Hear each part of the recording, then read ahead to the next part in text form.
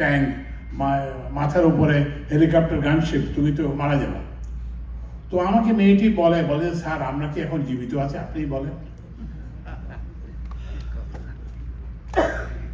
তো এই জন্যে আমি ওই প্রথমে উপদেষ্টা পরিষদে যোগ দিতে রাজি না হলেও পরে ভাবলাম যে এই যে আমাদেরই ছাত্র, আমাদেরই ছেলে মেয়ে, এরা যদি এতটা কষ্ট স্বীকার করতে পারে তাহলে আমার না হয় আরেকটু অসুবিধাই হলো।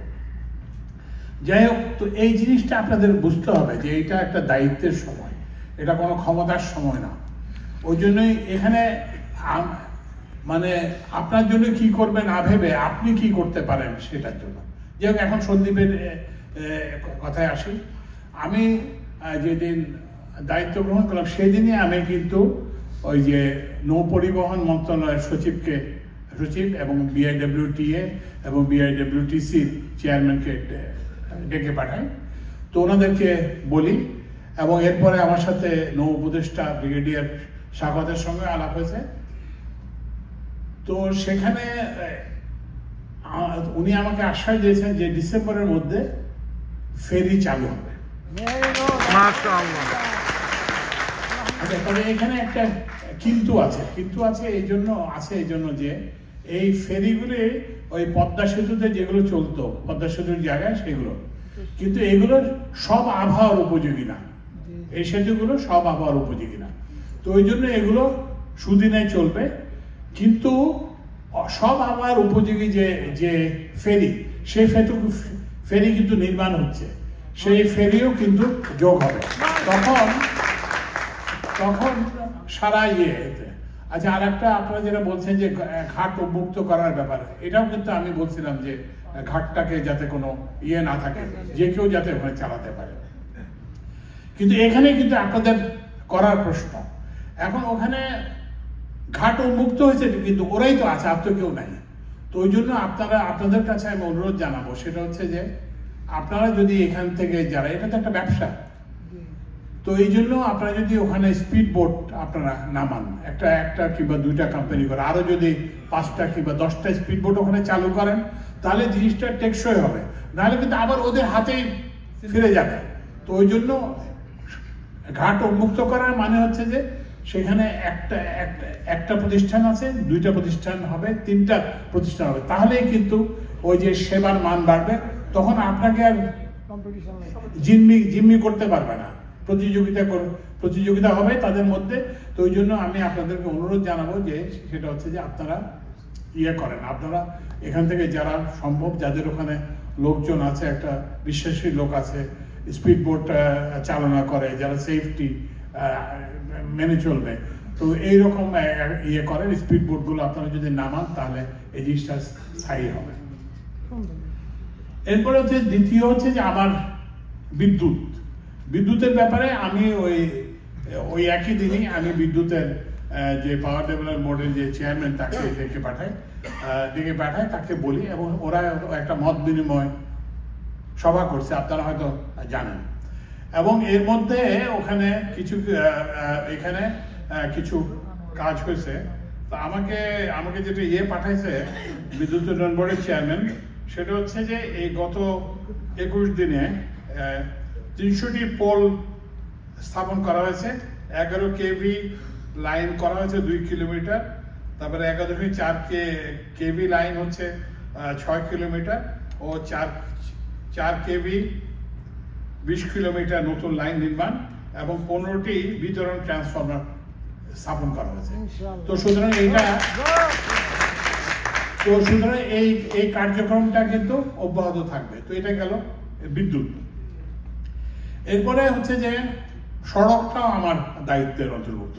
তো ওখানে সড়ক আসলে সম্পূর্ণটা আমার দায়িত্বের অন্তর্ভুক্ত না, বড় সড়কগুলো আমার দায়িত্ব অন্তর্ভুক্ত। আমার সড়ক ও সেতু বিভাগে যেহেতু আমি দায়িত্ব, তো আমি অলরেডি ওই যে গুপ্তছড়া যে সড়কের কথা যেটা বলা হলো, সেটাতে অলরেডি কাজ শুরু হয়েছে। এখন আপাতত ওখানে ওই পানি জমে, তো এইটা ওই যে সুদিন আসলে ওখানে বলা হয়েছে যে ওই রাস্তাটাকে তারা ঠিক করে দেবে, এবং এটার জন্য কিন্তু কর্মসূচি ওরা ওয়ার্ক প্রোগ্রাম দেওয়া আছে, এই কাজটা শুরু হবে। কিন্তু একটা জিনিস যেটা আপনাদের করতে হবে, আপনারা কিন্তু একটু মনিটরিং করতে হবে আপনার এটা কাজটা হচ্ছে কিনা। কারণ ওই যে বাংলাদেশে একটা হচ্ছে কি, আপনি যদি একটা ঢিল মারেন সেটাও আপনি খেয়াল রাখতে হবে, না কিন্তু আরেকজন হাত দিয়ে ধরে নিয়ে যাবে। তো ওই জন্য আপনারা একটু খেয়াল রাখবেন যে কাজটা হচ্ছে কিনা একটা, এবং কাজটা মানসম্মত হয়েছে কিনা। এরপরে হচ্ছে যে আরো যে ভিতরের রাস্তা আছে সেগুলো হচ্ছে যে এলজি লোকাল গভর্নমেন্টের রাস্তা। তো আমি লোকাল গভর্নমেন্টের সচিবকেও আমি ডেকে পাঠিয়েছিলাম, এবং লোকাল গভর্নমেন্টের সচিবও আমাকে বলছে যে সন্দ্বীপের সে রাস্তাগুলো এবং ওই যে সেতু টেতুগুলো যেগুলো কথা বলা হলো সেগুলো ঠিক করে দেবে। তো আগামীকালকেই এই লোকাল গভর্নমেন্ট ডিভিশনের এক্সিকিউটিভ ইঞ্জিনিয়ার যাবে।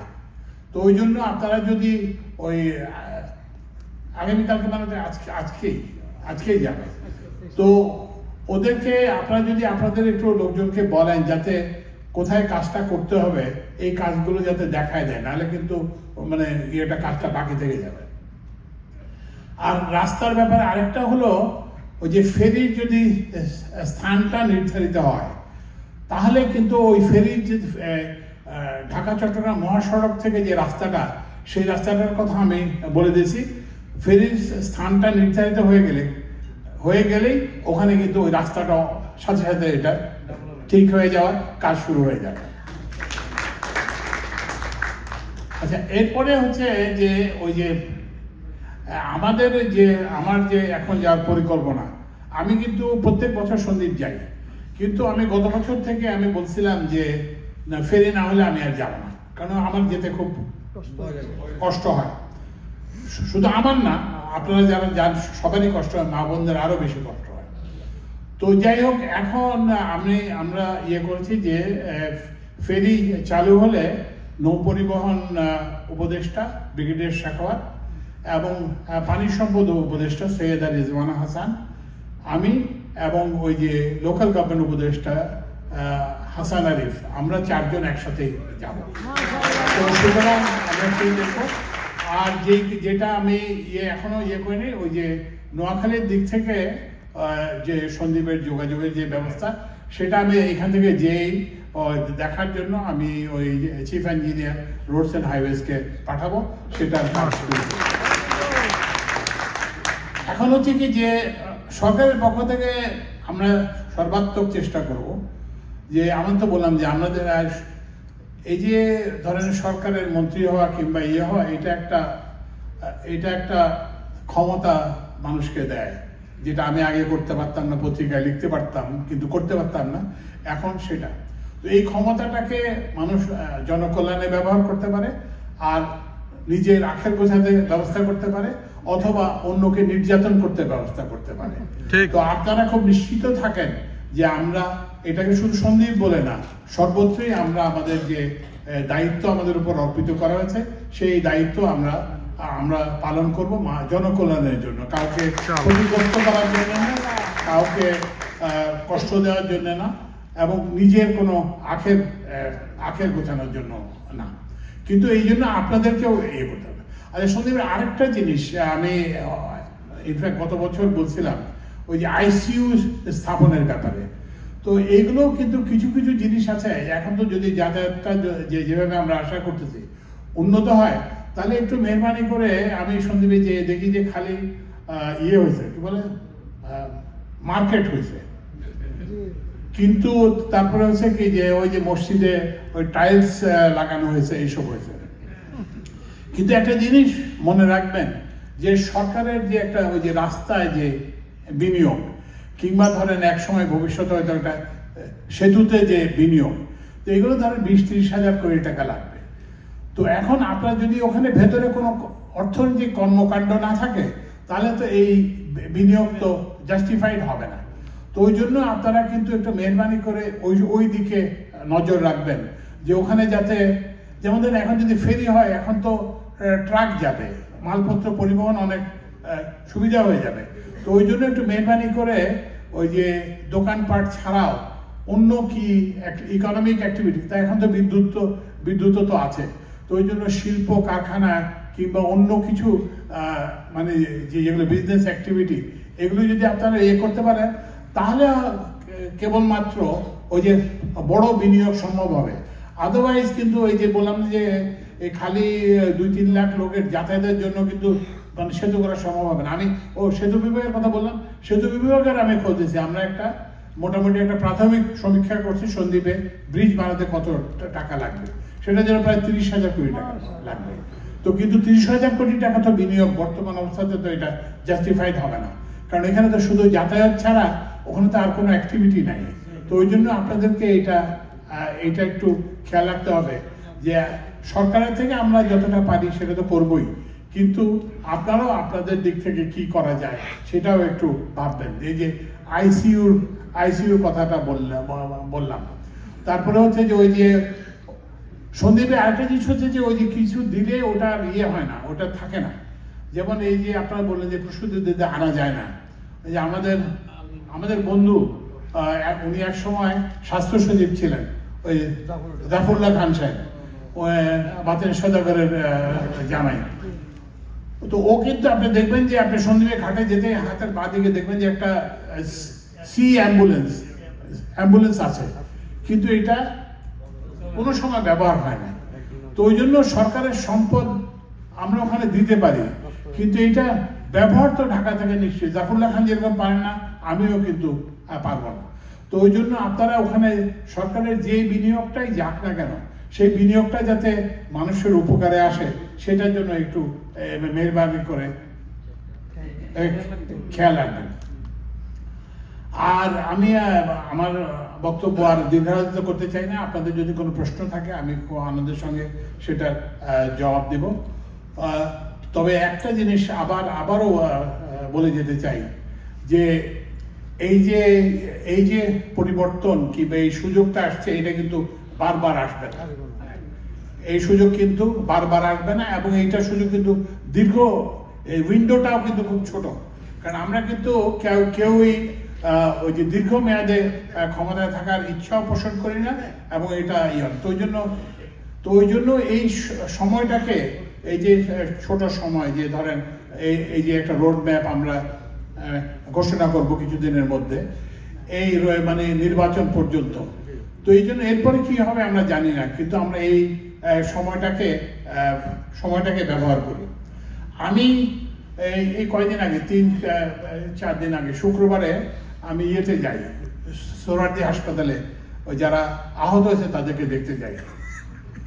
বিভৎস দৃশ্য, মানে কল্পনা করা যায় না। মানে গুলিবিদ্ধ, হাত কেটে গেছে, পা কেটে গেছে, তারপরে শরীরের বিভিন্ন অঙ্গে, পেটে, বুকে, নানান জায়গায় গুলি। তো আমি যারা গুলিবিদ্ধ তাদের সঙ্গে আমি প্রায় 1.5 ঘন্টার মতো সময় সেখানে ছিলাম, তাদের সাথে কথা বলি। তো একটা ছেলে ও ইয়েতে পারে, ওখানে নানান ধরনের লোক আছে, হিন্দু আছে, মাদ্রাসার ছাত্র আছে, কলেজের ছাত্র আছে, তারপরে হচ্ছে যে ওই শোরুমের কর্মচারী আছে, তারপরে পানি করতো পার্ট টাইম ওয়ার্কার আছে। এমন কোনো শ্রেণী নাই যেটা ওখানে নেই। এবং এই যে বিভিন্ন দলের বিভিন্ন মতের ওখানে লোক আছে। তো আমি একটা ইয়াং ছেলে, কলেজের ছাত্র, তো ওর পাশে ওর মা দাঁড়ায় ছিল। তো ওর মাকে জিজ্ঞেস করলাম, আপনি যে এই যে ছেলে যে গেল, আপনি জানতেন ছেলের ক্ষতি হতে পারে, মারা যেতে পারে, তো আপনি বাধা দিলেন না? তো বলে যে না, কেন বাধা দিব? বলে যে ছেলে তো দেশ স্বাধীন করতে গেছে। তো আরেকটা ছেলে, ও 6-এ পড়ে। তাই বলি যে এটা তো তোমার কাজ না, এটা তো 6-এ পড়ো, তোমার তো এখানে যোগ দেওয়ার কথা না। ওই ছেলেটাও গুলি খাইছে। তো ওকে বলে তুমি গেলা কেন? একই কথা, দেশ মানে কেন গেছে? বলে দেশ স্বাধীন করতে গেছে। তো এখানে প্রত্যেকটা লোক, আপনি জানেন, ওরা এত কষ্টে আছে, কিন্তু কারো মুখে কোনো ইয়ে নাই, কারো কোনো কি বলে যে একটা সংকোচ কিংবা একটা ইয়ে নাই। তো সবাই কিন্তু ওই যে যেটা বললাম, যে ওরা বলছে যে না, আমরা আমরা আহত হয়েছি, নিহত হয়েছি। এবং ওরা সেটাই বললো যে আমি বললাম যে আপনার তো বেশ অবস্থা খারাপ, আপনার তো 8-9 মাস কিংবা 1 বছরও বেশি লাগবে শুধুমাত্র মানে চলাচল করতে সক্ষম হতে। তো বলি স্যার আমি তো খুব ভালো আছি। আমি কিভাবে ভালো আছেন? বলছে আমার পাশে 3 জন লোক মারা গেছে। তো ওই জন্য আপনাদেরকে এই কাহিনী এইসব বাস্তব, এগুলো কোনো কাহিনী না, এগুলো কিন্তু বাস্তব। এগুলো আপনাদেরকে বলার কারণ হচ্ছে যে এটা একটা অনেক কষ্টের মধ্যে কিন্তু এটা আসছে। আমাদের শুধুমাত্র আমাদের বাংলাদেশের স্বাধীনতা সংগ্রামের সঙ্গে এটা তুলনা করা যায়, কিন্তু ইভেন স্বাধীনতা সংগ্রামের সময়ও এত অল্প সময় এত লোক কিন্তু শহীদ হয় না, কিংবা এত লোক কিন্তু আহত কিংবা হয় না। এবং এই যে ধরেন এই যে অনেকে বলছেন যে খুব তাড়াতাড়ি কেন এই সরকার নির্বাচন দিয়ে চলে যায় না। এটাতে একটু সময় লাগবে, কেন আপনাকে আমি বলি। যেমন ধরেন এই যে আন্দোলন, আমিও তো ছাত্র আন্দোলনে যোগ দিয়েছি। ছাত্র আন্দোলনে বড় জোর কি হতো, একটা আমিও ওই পুলিশের লাঠির বাড়ি খাইছি বিভিন্ন সময়, কিন্তু এখন তো আর লাঠির বাড়ি দেয় না, এখন তো গুলি করে। আপনি একটা ছেলের একটা এক্সরে দেখলাম, এখন কি ধরনের গুলি আমি জানি না, ওই যে পুকুরে যে মাছের পোনা ছাড়ে সেরকম সহস্র সহস্র গুলি। এগুলো কিভাবে বের করবে? মানে কোনোদিন এগুলো বের হবে না, এগুলি দিয়েই তাকে জীবনযাপন করতে হবে। তো এখন এই যে সবাই বলে যে কেন তাড়াতাড়ি দিয়ে চলে যান না, আমরা তো তাড়াতাড়ি চলে যেতে পারি। আমাকে যদি আগামীকালেই বলা হয় যে না তোমার কাজ শেষ আর কাজ করতে হবে না, আমার থেকে কেউ খুশি হবে না, কারণ আমি তো আমার ওই পড়ানোর জীবনে চলে যেতে পারবো, নাতিদের সঙ্গে 3-4 মাস এখানে সময় কাটাতে পারবো। কিন্তু এই যে বললাম যে এই যে চিন্তা করেন পুলিশেরই কি পরিবর্তন করতে হবে, কারণ এই যে মানুষকে গুলি করে এই পুলিশ তো দিয়ে তো দেশ চলবে না।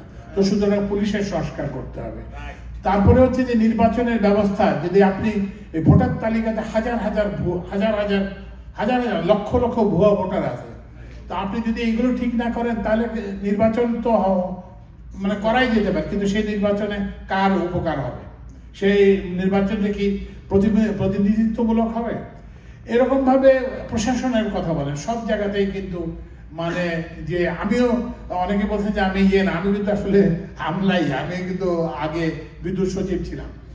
তো আমরা যখন বিদ্যুৎ সচিব ছিলাম, আমরা যখন সচিব ছিলাম, সরকারি চাকরি করতাম, তখন আমি অর্থ মন্ত্রণালয়ে কাজ করতাম এক সময়। তখন আমি সাইফুর রহমান সাহেবের সঙ্গে কাজ করছি, শাহ এম.এস. কিবরিয়ার সঙ্গে কাজ করছি। ওনাদের রাজনৈতিক নির্দেশনা আমরা বাস্তবায়ন করেছি, কিংবা যেটা করা যাবে না বলছি স্যার এটা করা যাবে না, যেটা করা যায় সেটা করেছি। কিন্তু আমরা কোনো সময় কোনো দলের প্রতি অনুগত ছিলাম না। সাইফুর রহমান সাহেব যখন ছিলেন, উনি বিএনপির নেতা ছিলেন, আমরা জানতাম যে বিএনপির যে মত আদর্শ এগুলো এবং ওদের যে কর্মসূচি সেগুলো আমাদের বাস্তবায়ন করতে হবে, যেটা সম্ভব, কিন্তু সম্ভব না হলে বলতাম। আবার যখন শাহ এম.এস. কিবরিয়া সাহেব আসলেন, তখনও ওনাকেও একই জিনিস, আওয়ামী লীগের যে কর্মসূচি ছিল সেটা আমরা জানতাম যে আমাদেরকে বাস্তবায়ন করতে হবে, তাকেও আমরা বলতাম, ওনাকে আমরা বলতাম যে, এবং ওনারা কিন্তু সেটা মেনে নিতেন। এবং আমরা কিন্তু অনেক সময় ওনাদের বিভিন্ন জিনিস করতে চাইছেন, সেগুলো